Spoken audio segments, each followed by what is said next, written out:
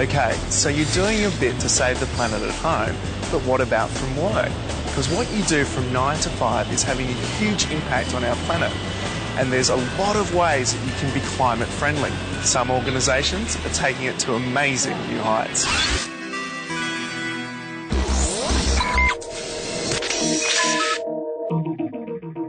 This is CH2, a Melbourne Council office block that's one of the world's greenest buildings. The Green Building Council of Australia gave it 6 stars, and that's as good as it gets. Okay, so what's all the fuss about? Let's check it out. This office building is full of great green ideas, from the recycling of the sewage from the toilets, to the heating and cooling of the building using natural means, to lighting that is environmentally sensitive. It reduces the greenhouse emissions by 87% on a conventional building. It limits the water consumption by 72%, electricity by 82%, and the use of gas by 87%. For commercial office buildings, this is a great step forward for a green future. Just for starters, the way this building controls its climate is amazing. All right, now this yellow thing, it is the same colour as my rain jacket I had in kindy. What is it?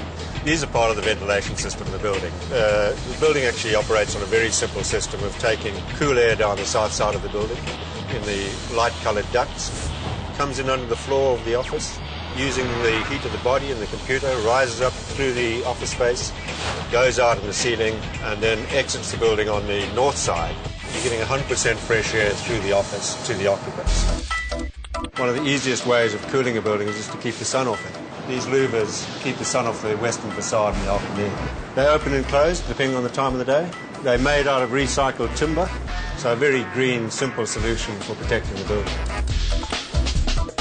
There's plenty of light here, but not too many lights. The idea was that, in fact, you would use about 1/3 of the light that you'd use in a conventional office building.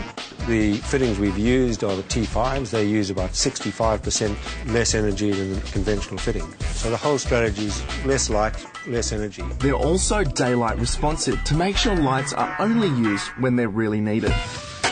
What are you doing to save the planet at your work? Put the rubbish in the rubbish bin. What about electricity? You cutting down on the bulbage use? Not really. Mate, to be honest with you, I don't really give it as much thought as I should. But it's not just valuable energy the building is saving, it's water too. Ian, 95% of what goes into a sewer is water. And I think we all know what the other 5% might be. And what we're doing here is actually filtering out that 5%, keeping the water, which is now good, clean water, and we use that to flush toilets, irrigate the plants, and cool the building down through its cooling system. They've thought of everything. As a gentle nudge to staff to make their own environmental decisions, there are 80 bike racks, and yep, they're all used.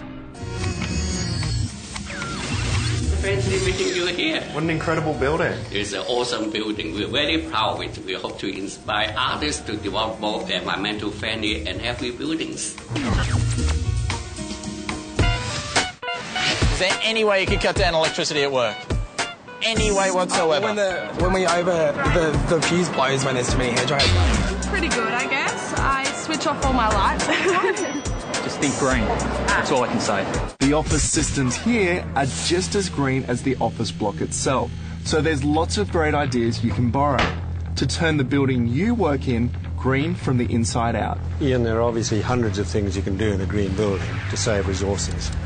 The 3 most important things are the health and well-being of the people in the building, the energy we actually use to run the building, and finally, if you can recycle a lot of the material, particularly things like paper, within the office building. With a few tweaks, though, it's easy to conserve your valuable resources, like paper.